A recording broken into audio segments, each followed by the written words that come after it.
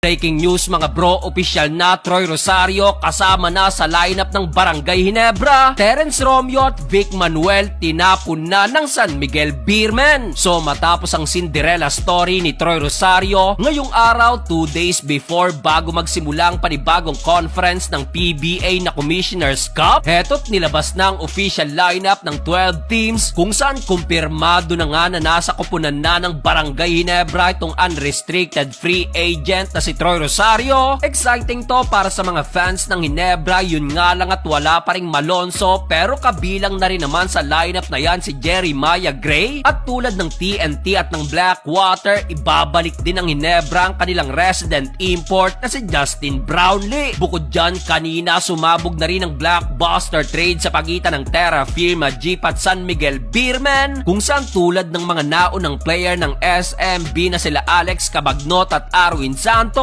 tinapon na rin ng Beermen itong si Terence Romeo kasama si Vic Manuel sa Terra Firma Jeep. Ang magiging kapalit nilang dalawa papunta sa SMB ay itong si Wami Chongson at itong si Andreas Kahilig, na ngayon nga ay mabibigyan ng break sa kampo ng SMB upang makuha ang kanilang kauna-unahang kampyonato. Well, parehong kinumpirma mismo ni Terence Romeo at Vic Manuel ang trade na yan sa kanilang social media. Expected ng araw ito ni Vic Manuel at nalungkot naman itong si Terence Romeo na ayon nga sa kanya, ito ng araw ang pinakasadest moment na kanyang basketball career, especially sa PBA. Hindi rin naman lingid sa atin na once na bitawan ka nga naman ng kahit anong team from MVP or SMC papuntang farm team, matik na mahihirapan ka nang makabalik pa ulit sa mga upper team ng MVP at SMC. Swerte na nga lang din ni Troy dahil napasama ito sa cut ng rule ng pagiging unrestricted free agent, kung saan nakapili ito ng kanyang team which is ang paboritong koponan ng kanyang pamilya na Barangay Ginebra from MVP to SMC. Well, pagdating sa edad, mas matanda pa si Wami kay TR7 ng 1 taon, pero hamak naman ang tanda ni Vic Manuel kay Andreas Kahilig, kaya kung susumahin lamang pa rin halos sa trade na to ang SMB, lalo't prone na rin sa injury si Romeo at Vic Manuel. Pero ayon sa balita mula kay Snow Badua, maaaring hindi rin magtagal si TR7 at Vic Manuel sa Terra Firma na possible mag-entertain na lang ng ibang offers outside the PBA. Si Vic maaaring maglaro na lang to sa kanyang hometown na Nueva Ecija sa MPBL. Si Terence Romeo naman iniisip na rin daw na tanggapin ang mga offer overseas, pero as of now this conference na Commissioner's Cup, maglalaro muna itong dalawa na ito sa Terra Firma at makakasamang muli ni Romeo ang kanyang kaduo dati sa Global Port na si Stanley Pringle. Yan nga ay kung papirmahin muli ng extension contract itong si Stanley Pringle, or else ma-sign and trade muli ito at ibalik sa Batang Pierre. Sa nangyari na yan, sumakit agad ang ulo ng Converge dahil sa opening day sa Wednesday, Terra Firma agad ang makakalaban nila with si Stan, Vic Manuel, Terence Romeo, Stanley Pringle at ang kanilang almost 7-footer import na si Ryan Richards. December 3 naman ang nakatakdang debut game ng bagong Beermen na sila Wami at Andreas Kahilig, kalaban naman nila itong Phoenixville Masters. December 11 naman ang magiging debut ni Troy Rosario sa Barangay Ginebra, kalaban ng NLEX Road Warriors. Bigyan ng thrill ang panonood mo ng basketball, mapa NBA, PBA o kahit anong game. Hulaan lang kung sinong mananalo, kikita ka na. Cash in at cash out method, may GCash, PayMaya at marami pang iba. Up to 12,000 na rin ang first deposit bonus, kaya't mag-register na sa 1xBet. Gamitin lang ang ating link at promo code sa ibaba.